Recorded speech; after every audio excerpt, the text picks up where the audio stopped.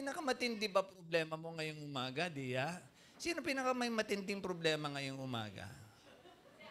Si ate? May mas matindi pa ba kay ate? Pangkalusugan, pang mga problema, kung anong problema sa buhay.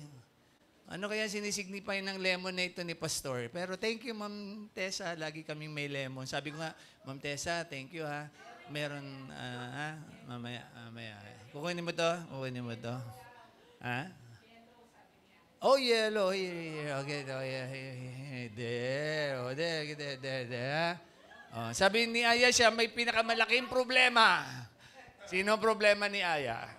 Alam niyo na kung ano yung problema ni Aya. But anyway, tama po na pagkakataon, ginamit ko po ang ilustasyon na, it's okay, babalik-balikan ako niyan.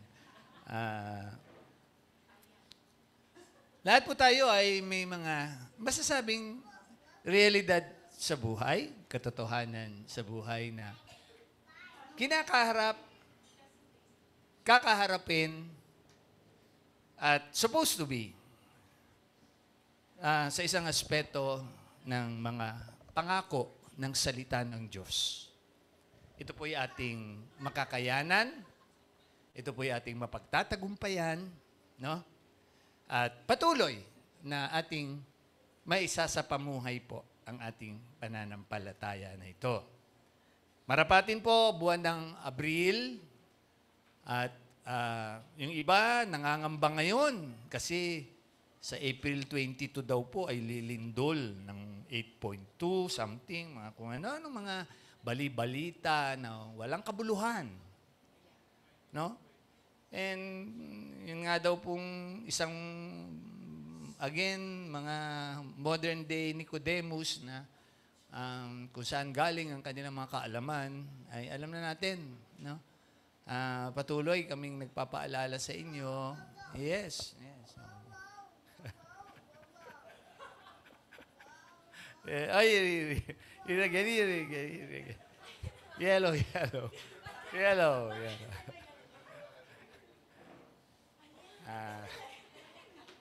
It's okay. Bida ang Aya.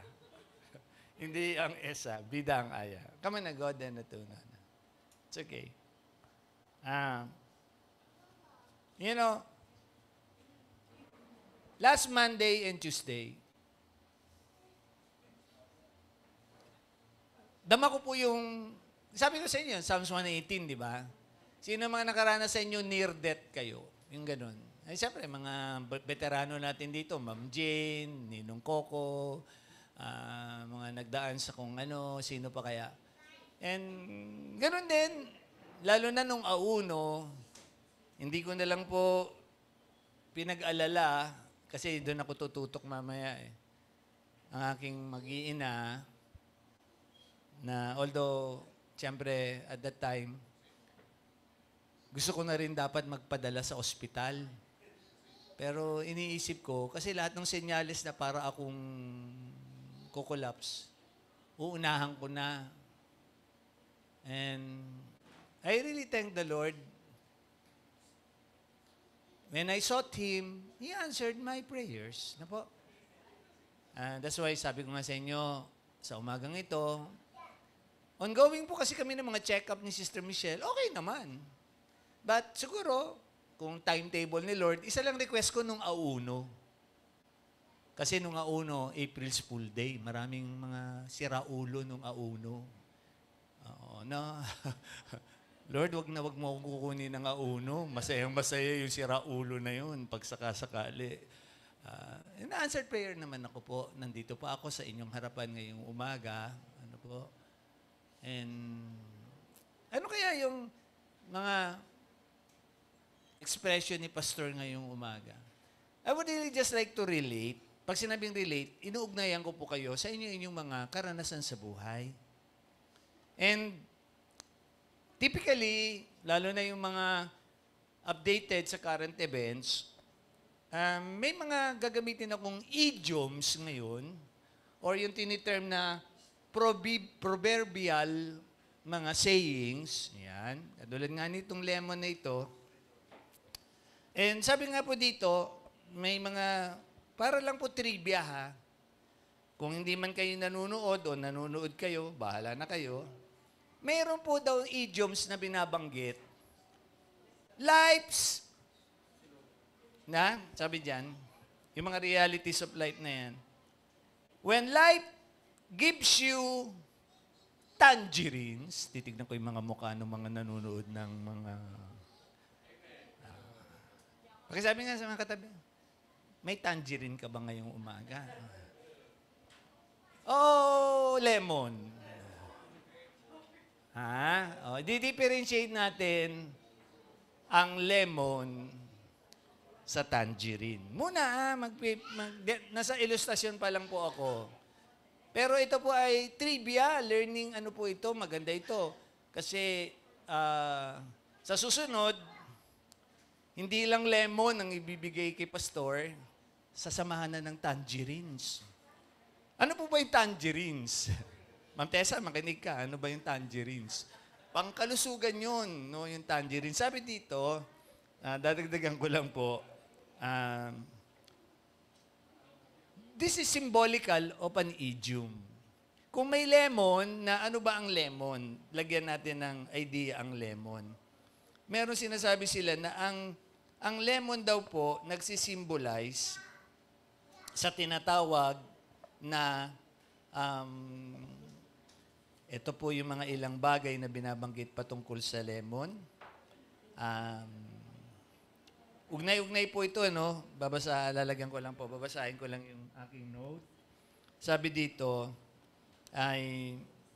when life gives you lemons, at it is a proverbial phrase used to encourage optimism and a positive can-do attitude in the face of adversity or misfortune. Lemons suggest sourness in life. Sa mga proverbial po yan, idioms. Or difficulty in life. So, making lemonade is turning them into something positive. No? Sabi nga po, to be or desirable. Somehow, yan yung binabanggit nga na ang lemon daw po, it tastes sour. So, again, ano ba ang sinisignify naman ngayon ng other side na binabanggit kong tangerines? Okay? Yung tangerine po ay nag-i-express ng isang katotohanan. They are all but citrus fruit. Yan.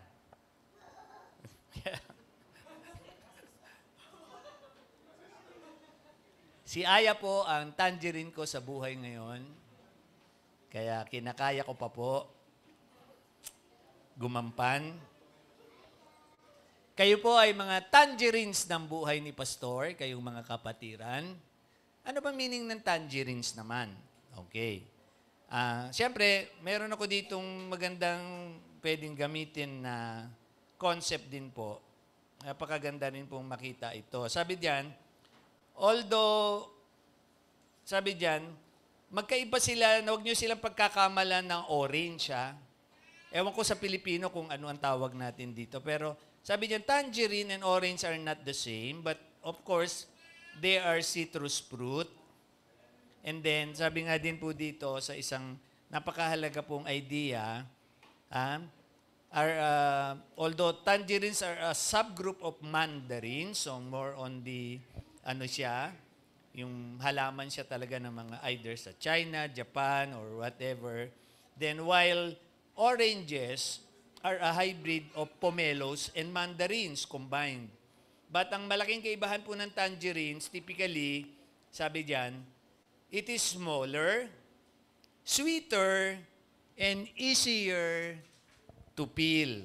So pag sabi dito, yung palang aspeto na yon ng Chinese culture, kaya meron sikat ngayong palabas na kahit mahirap yung kanilang pinagdadaanan, ibigay ko lang po yung plot ng story.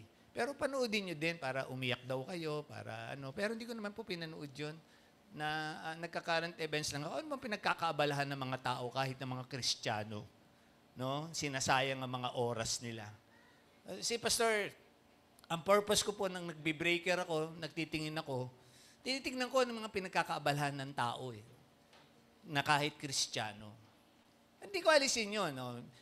Wag na nga tayo pumunta dun sa mga ganung palabas na when life gives you tangerines, di ba? Meron dyan, mga nanonood ng kung ano-anong Tagalog nating soap operas, na kung ano-anong pinagkakaabalahan imbis na magbasa ng Bible, no? Tapos doon sa mga soap operas na yun, iiyak-iyak, pinapaiyak nila mga sarili nila, no, na, hindi naman dapat. Okay? Yeah, thank you. Sige. No. Okay. Again. Sige. And, ano ba yung purpose ni Pastor doon? Yes, sabi dito, it is a Chinese culture na nagsasabing, it is good fortune, yung binanggit kanina ni Asi na prosperity and abundance. So, nandiyon yung contrast, di ba? Maasim, panditax, yeah, it's okay. Sige lang diyan. Intindi doon nila yan. Bida si Aya Oo, ha? Hindi yung S na inaalis ko yung S. And pasensya na po, lahat naman kayong may children ministry dito, inuunawa namin. Pero lalo na ito, apo ko po ito. Pakiunawa mo na si Pastor. Related naman to, these are my mga matatawag ko pong tangerines ng aking mag-iina na kahit ano-ano po ang mga dinaanan ni Pastor, sitwasyon at kinakaharap pa, dami ko pong pinagdaanan ng mga matatawag na lemons. But I thank the Lord, merong significance ang prutas na tangerine. Kaya ito yung natanong ko sa inyo kanina Ano ang mga lemons ninyo sa buhay? At siyempre, may maganda pong patawa ginamit sa akin ni Dia. May idea siya dito Sabi nga dito, pag may problema kayo, di ba? So, ipaparaphrase ko lang po itong kasabihan na ito. Sabi diyan, when life gives you lemon, okay? Make a lemonade. Okay? Magandang proverbial, idiom. Meaning, kung may pagsubok kayo ngayon, ang tignan nyo po, maliban sa ipapatupad, ayan, sige, make way lang dun sa extra chairs natin. Ipatutupad ni Lord, Nak, God bless you. Praise the Lord. Ang mga tangerines ni Pastor, ayan, ha. Kayo lahat ay mga tangerines ni Pastor sa inyong buhay Kristiyano ngayong umaga. Meron akong ilang lemon last week. Sabi nga, gawin ko daw lemonade. Pag sinabing, gawin mo lemonade, may times, ang problema, i-accept mo lang siya, pagkatiwala mo kay Lord, magiging tangerine siya. Kasi tatatag ka Lalago ka sa pagtitiwala mo kay Lord. No? At hindi mo aalintalahin yung bitterness ng pangyayari ng mga mahihirap na sitwasyon na yun sa buhay. Sabi ko nga kahit sa aspeto. Alam niyo bakit? Sabi ko nga kay Asi, Ma'am Jane, hindi ka rin mahirapan ngayon, Ma'am Jane, kasi nakatutok lang ako sa 2 chapter ng Book of John. Yan. Pakibasa niyo lang ulit ang chapter 12 at saka chapter 13. Doon ako naka-focus lang. Wala akong masyadong verses na gagamitin ngayon. Liban lang may mga ilan akong babanggitin na pangyayari. Sa isang pinakamahirap na lemon ng Panginoon. Ayan. Nasusundan niyo na ako sa idea? Ano yon? Mababasa po yon sa John 12:26. Yan. At ano yung sabi sa John 12:26 na yan? Basahin ko lang. Napakaganda eh. If any man, no, kaugnay ng aking puso, serve me, let him follow me. And where I am, there shall also my servant be. If any man serve me, him will my Father honor. Tatalon ako sa 27. Ito talaga yung key verse ko, Sister Jane. Yan. Tignan niyo po yung lemon ng Panginoon nung oras na yun. Now is my soul troubled. Okay? Kasi alam na niya ang mangyayari, di ba? At sabi dito, and what shall I say? Father, save me from this hour?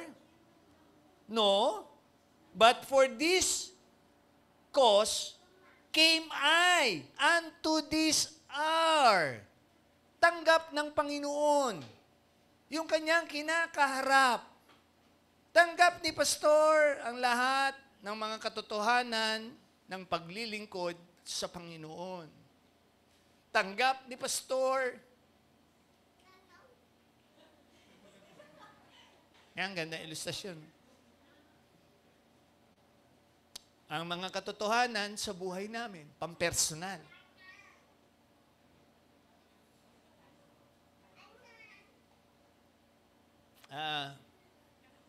Pakitanong ang mga katabi ninyo.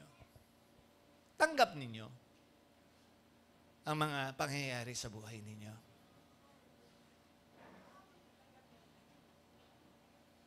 Or nandun kayo sa self-denial.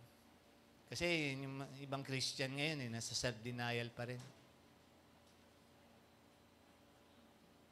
Alam niyo, kahit talunan niyo yan sa book of John and 12 and 13, talunan natin ang 1 John 1:9 ni Apostol Pablo. Very clear The idea itself stands If we confess our sins, so, lalo na yung mga may kasalanan, kasi timely mamaya magbe-breaking of the bread tayo siguro wala nang tetembuang ngayon dito pag kumain. Kaya nga hindi kumain last month Wala nang tetembuang. I hope so. Nandun yung katotohanan na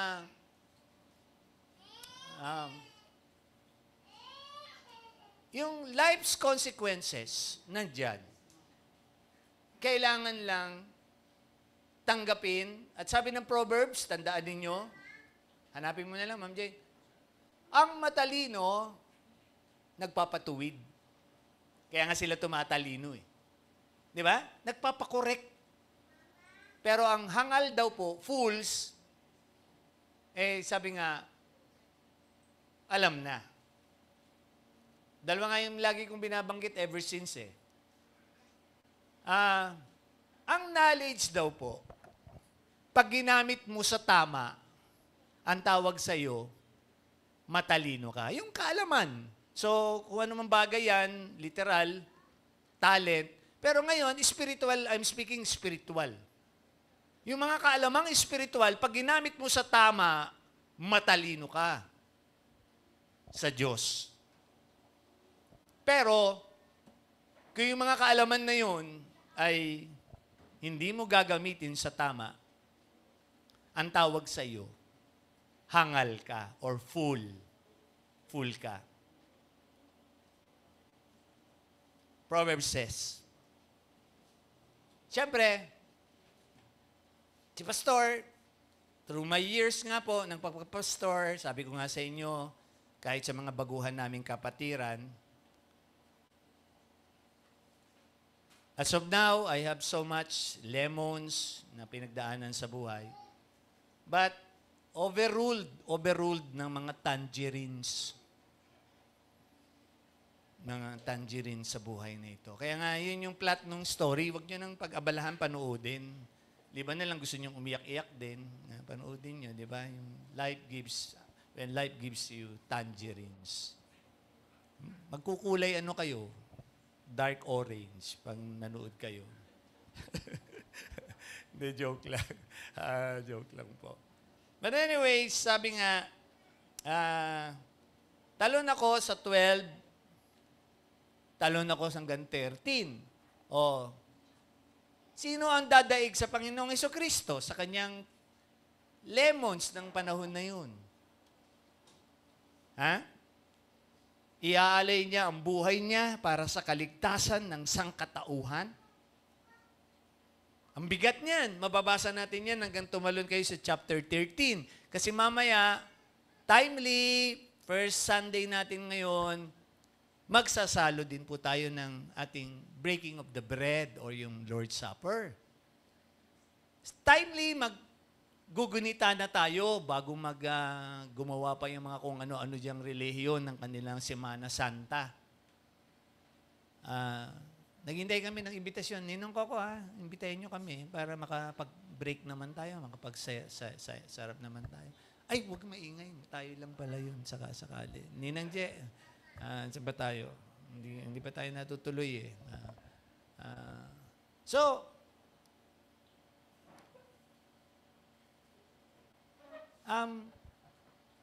I hope sa lahat ng nangyayari ngayon, ano man ang mga status, level ng mga realidad ng buhay na yan sa atin, may we be encouraged. Let's make, siyempre symbolical lang ha. Hindi ko, sa figures of speech ng hermeneutics, siguro I can, itinatype ko. Pero siyempre hindi naman pwede i-type si Lord. So make the Lord your tangerines sa buhay na ito. When you say, make the Lord your tangerines sa buhay na ito. Ano ba yung idea doon? You will not give up. You will not give up.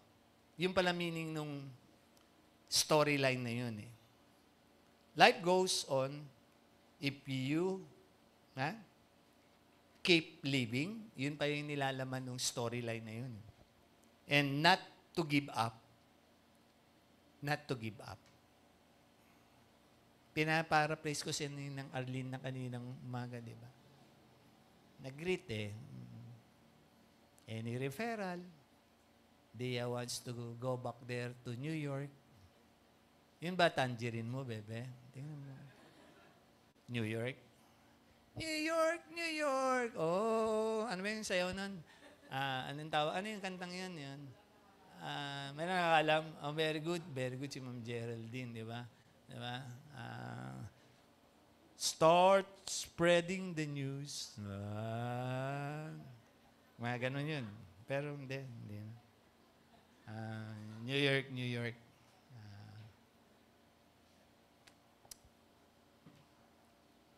Make the Lord our tangerines.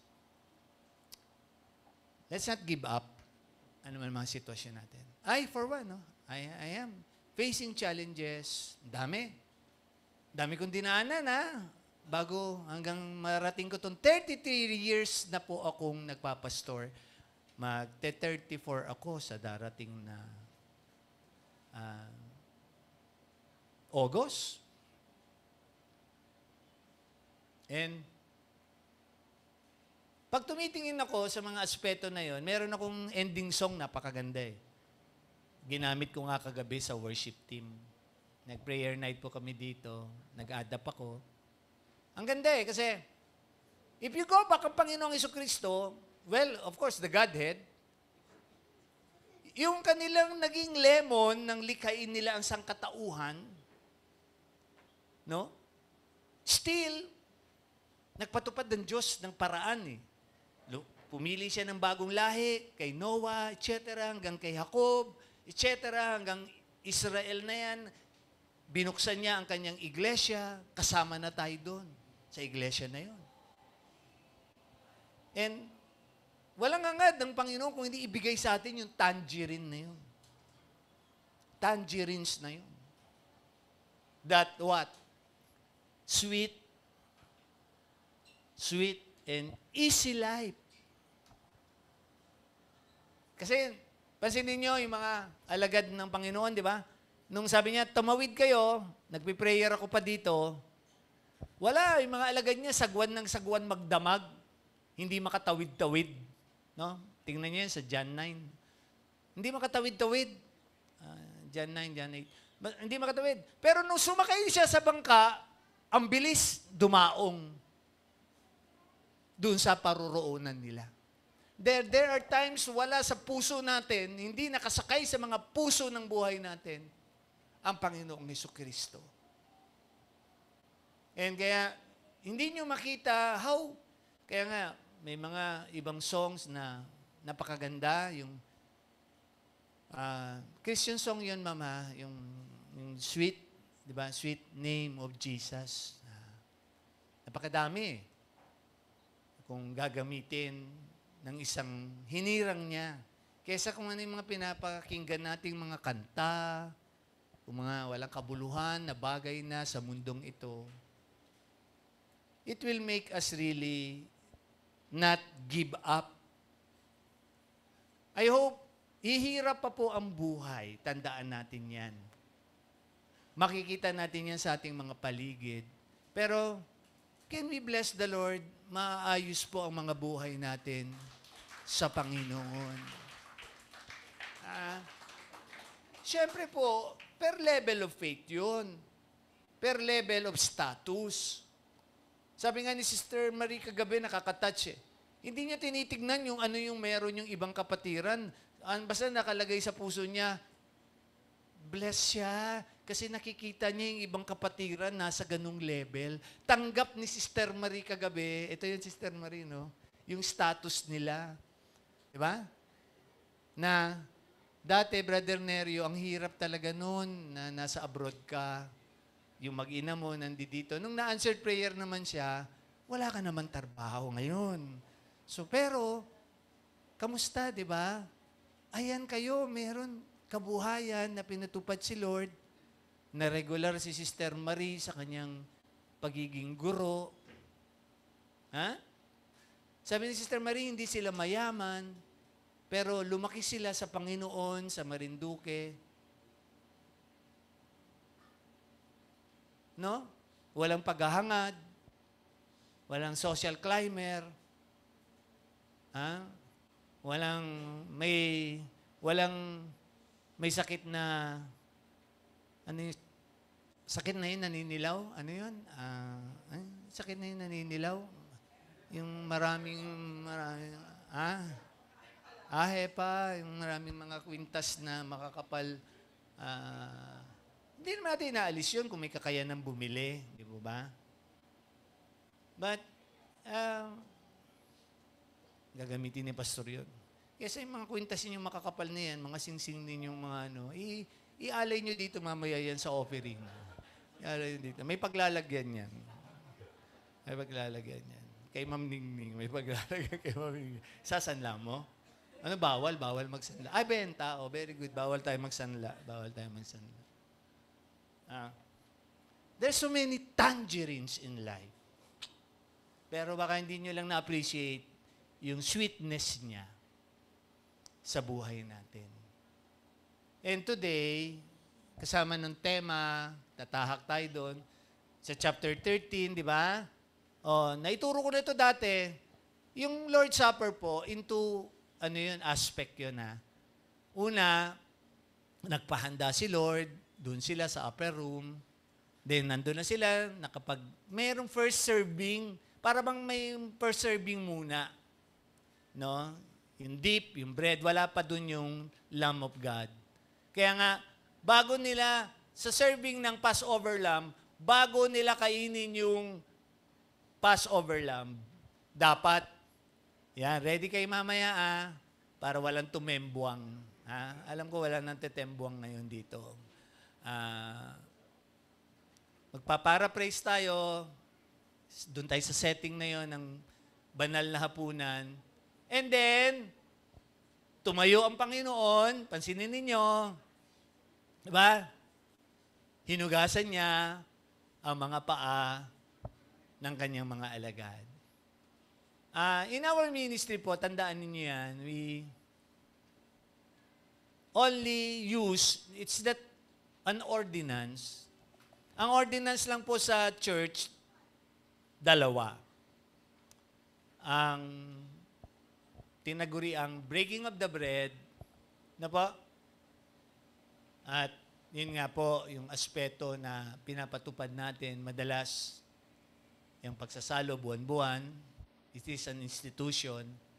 And then, marriage, yung kasal, ordinance yan ni Lord.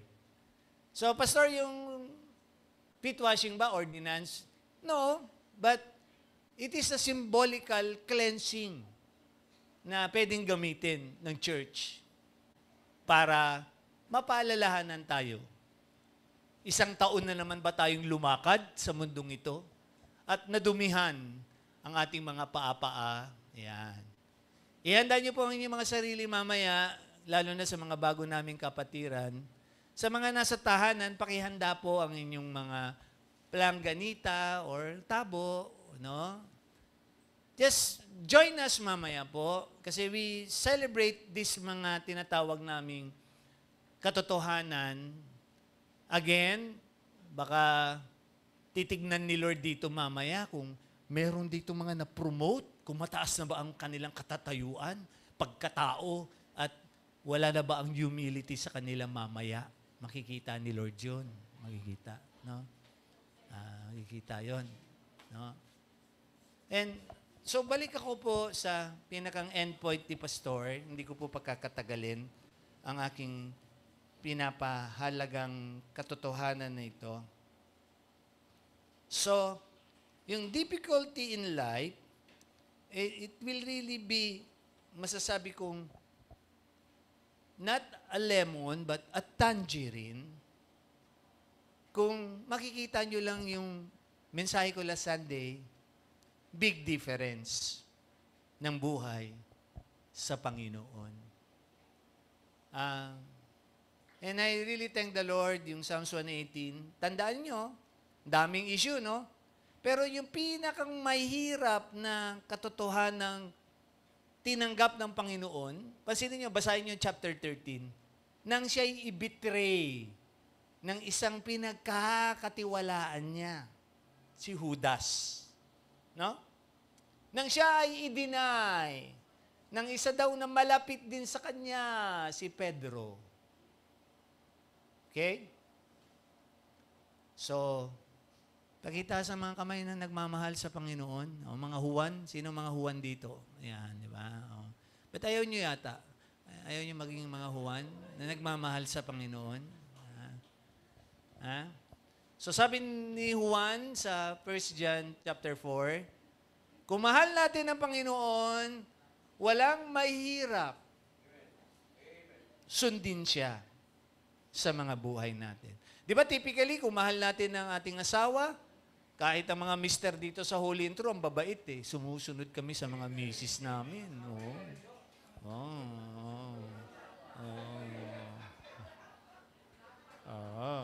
Ha? Dahil mahal. Dahil mahal. Ha? Diba? Mahal nyo trabaho nyo. Kaya kahit pagkahirap-hirap ng trabaho, kahit wala na kayong tulog, panggabi kayo, night shift, mahal nyo yung trabaho nyo eh. Hindi mahirap yung trabaho, di ba? Pero, logically speaking, merong mga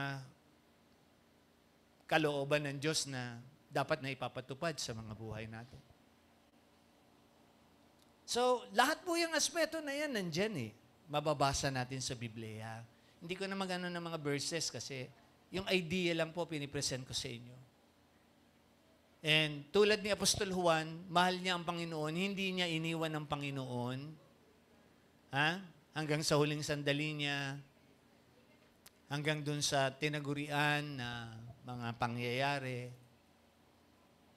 So, I believe, natikman ni Apostol Juan ang Panginoon sa kanyang sweetness, sa kanyang mga aral, mga katotohanan ng salita ng Diyos na patunayan ni Apostol Juan. Kahit na si Apostol Juan nandun sa Patmos, di ba? yung ating tema. Meron siyang pinapaunawa sa atin, tayong mga nagmamahal kay Lord, sa takdang panahon, sa tema natin ng Revelations 19:6, tayo po ay maghahari kasama niya. What a tangerine na darating sa takdang o mangyayari sa takdang panahon. All these lemons ay iiwanan natin, pero ma'am, wag to ha, amin to mamaya. Uuwi ko to. Uwi ko yan mamaya.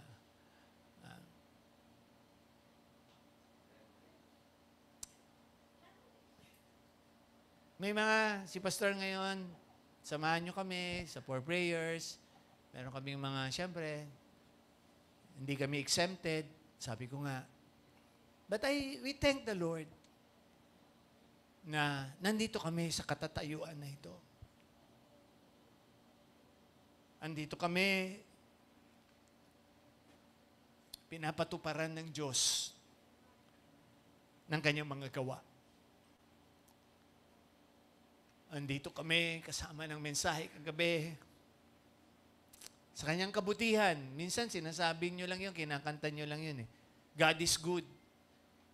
All the time, God is good. Pero, makatotohanan ba? Worship team, awitin nga natin. Ma'am, alin nga kayo dito, Ma'am Tessa, yung kagabi, inawit natin. Kikisuyo. Ma'am Jane, bahala ka na dun sa mga aspeto ng verses. Ilan lang yun, ma'am. Nakatutok lang ako sa gagawin natin ngayon. Worship team, sama kayo dito. Ali kayo. Kakantayin natin yung kagabi natin kinanta. Back upan nyo sila dito. Pero pangunahan tayo ni Ma'am Tessa. Ali kayo, ali kayo. Naka-type na ba yun? Sige. Oh, yes. Yes. Mama, awitan natin si Lord. Encourage natin ang mga brethren natin ngayong umaga. Ma'am, okay ka na? Tangerine ka na? Lemon na po. Lemon. Lemon pa rin.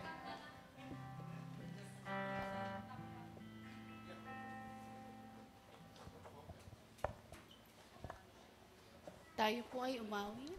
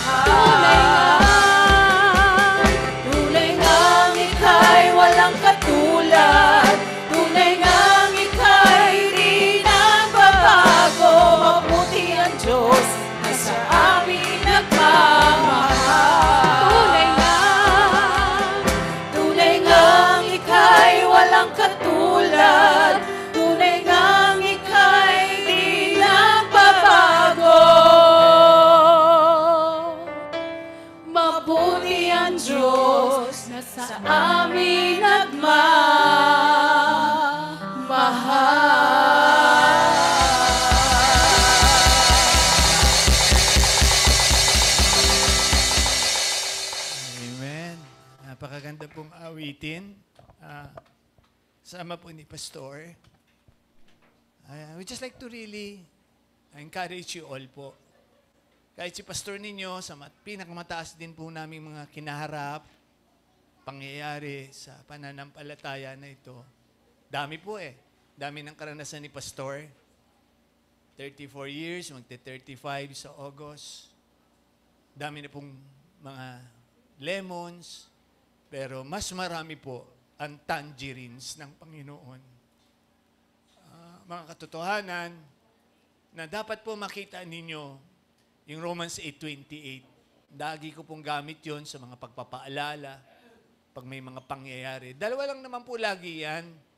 Titiyakin nyo lang po lagi yung tinatagurian kong double J. No? Si Pastor, ganyan ako mag-assess eh. Double J. Ikaw ba si Job? O ikaw si Jonas? Si Job, kaya merong pagsubok para itaas ng Diyos ang kanyang pananampalataya. Tandaan po natin yun. So pag may pagsubok po tayo, tingnan natin kung nasa kalooban tayo ng Diyos. Pag tiyak niyong wala kayo, well, mabait po ang Diyos, sabi nga nung awit. Mabuti, makakapagpatuloy tayong humingi ng pagtutuwid, lahat po ng aspeto. Pero pag ikaw po ay Jonah, yun, ang tawag po doon, consequence. Kaya kami may hirap na sitwasyon, tinatamasa mo yung mali mong ginawa. Pero again, nandun pa rin ang tangerine ng Panginoon. Sa sino mang lalapit sa Kanya, 1 John 1:9. And we will confess our sins. Kaya nga po, bago tayo magsalo-salo, pakitiyak ang ating mga puso sa ginawa ng Panginoon na ialay niya ang kanya pong buhay kasama po yung pagkakataon na yun. So, kung lemons lang po, napakadaming katotohanan na nangyari sa ating Panginoong Hesus. Iba-ibang mababasa ninyo simula pa sa pagkakalikha ng sangkatauhan. And even now, di ba, napapanood nyo naman sa mga balita eh. Ang dami ng mga pastor na maganda ang simula, pero nagtutumbahan. No? I pray hindi po tayo masayang doon po sa ating katatayuan na ngayon. Doon po ang aking paghikayat. Huwag po tayong masayang. Ninong Bong, Ninang Jane, go ahead and sama po sa mga tahanan, sa inyo pong mga elements na meron po kayo, tinapay, whatever, biscuit. Tayo po ay gugunita lamang na po ng huling hapunan ng Panginoon nang ipatupad po niya ang isang katotohanan na ito. At sama, no more. It's okay.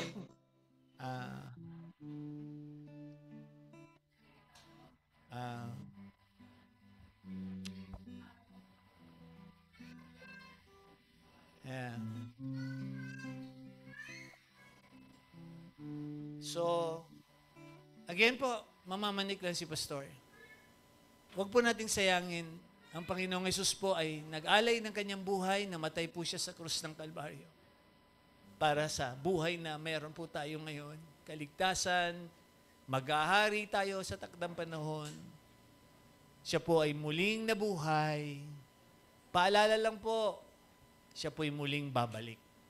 Sa mga naiinip na po at sasabihin nyo sa Thessalonians din, bakit di pa bumabalik si Lord? Ang tabayanan nyo lang po, baka sa April 22. No po. Titingnan ko lang kung malilin lang ko kayo. Di ba? Tayo po'y magsalo. Ha?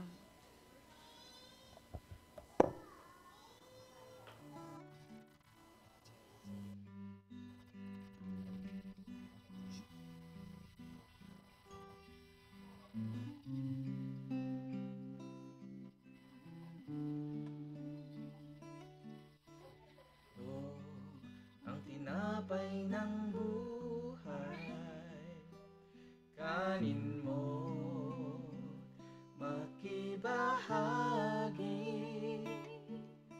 Ito ang tinapay ng buhay, kanin mo, makiisa. Yan ang katawang nabayubay upang ikaw ay mabuhay. Yan ang katawang naghirap upang iyong kamtan ang buhay na walang hanggan.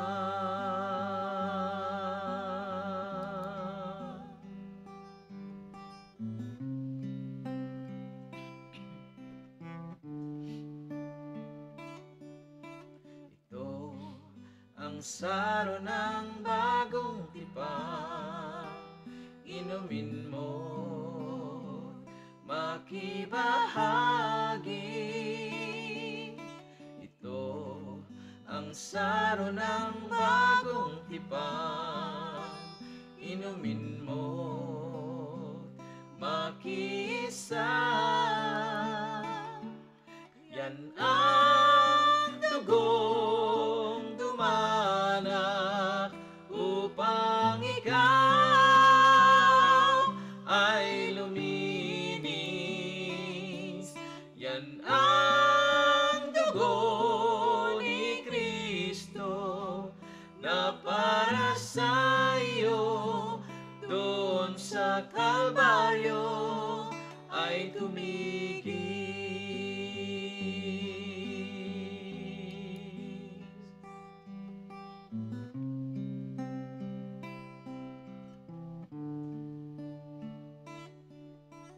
Ito ang tinapay ng buhay, ito ang saro ng bagong tipan.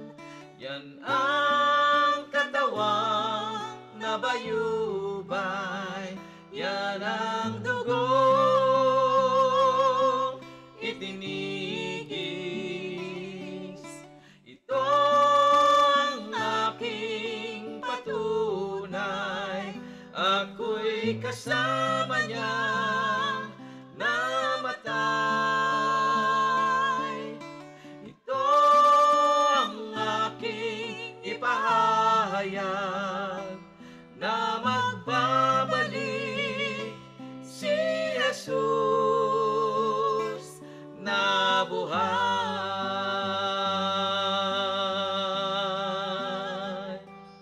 na magbabalik si Jesus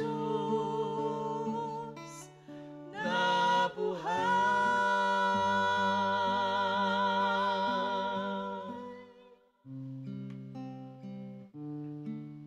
Sige po, ano na lang ang children, sir, ha? Tayo ng kasya. Sige. May paalala lang po si Pastor. Marami po kasi ngayon mga bali-balita, kung ano man po. Basta tayo nasa timetable po. Hanggang April 8, ang Yom Kippur po ng Israel ay magpapatuloy, no? At yun po yung pagliligtas ni Queen Esther sa lahi ng mga Hudyo. Yun po yung feast ng Yom Kippur. So, symbolically, ito po yung ginawa ng Diyos. Hindi lang niya niligtas ang lahi ng Israel, nililigtas po niya ang sangkatauhan sa sino man pong masasabi, lalo na sa mga baguhan naming kapatiran na nanalig sa ating Panginoong Jesucristo. Meron na kayo, sir? Sige, sir. Okay na. So, again, these are all symbolical. Pag-alaala, 1 Corinthians po, ng liwanag, in remembrance of the Lord. Tuwi-tuwi na, ginagawa po natin to sa first Sunday para po paalalahanan tayo sa bagong buwan na kinakaharap natin. But wag po kayong matakot doon sa balita na yon na sinasabi, Yun din daw po yung humula sa Myanmar. Ang hula naman niya sa Pilipinas ay ganito. Tandaan niyo po, yung inuhulaan po ng mga taong ito, tandaan niyo po ito para didiin ko lang sa inyo. Nasa Bible na po yun. Maglilindol, magpe-pestilence, magigera, may mamamatay. Nasa Biblia na po yun. Huwag po tayong palinlang. Ano po? Kasi ang dami ngayon sa bali-balita.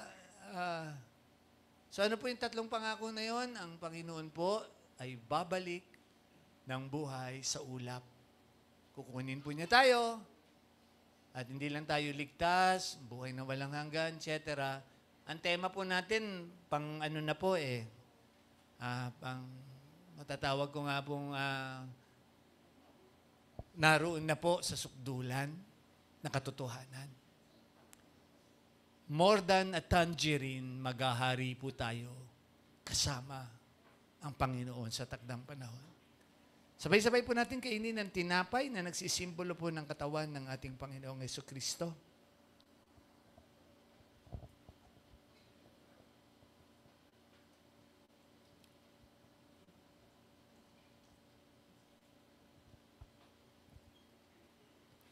Ganon din po, anumang elemento meron kayo, juice, water, coffee, sabay-sabay po natin inumin sa paggunita din po ng pagdahaan, yung nga po pagtigis ng dugo ng Panginoong Jesucristo. Pagpalain po, Ama, ang pagpapatuloy namin ng mga sandali. Nakaugnay po ang mga katotohanan na ninanais mo sa amin na we will not give up, Lord. We will not give up. Ano man ang sitwasyon namin, Lord, malayo kami. As my ending prayer, Lord. Lord, ang mga hinirang mo noon, hindi lang, Lord, sa pagsubok dapat bumigay, hindi na-give up. Lord, namamatay ang mga Kristiyano ng panahon na yon dahil sa pananampalataya. Ngayon nga po, masasarap na ang buhay ng mga hinirang mo.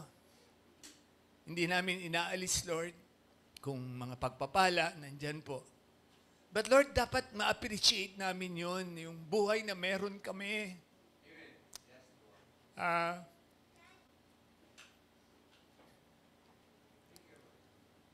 Kayo na po ang gumamit pa sa amin habang inaantabayan na po namin ang inyong muling pagbabalik. Pagpalain po ang kabuuan ng iyong mga anak sa Holy and True Christian Fellowship.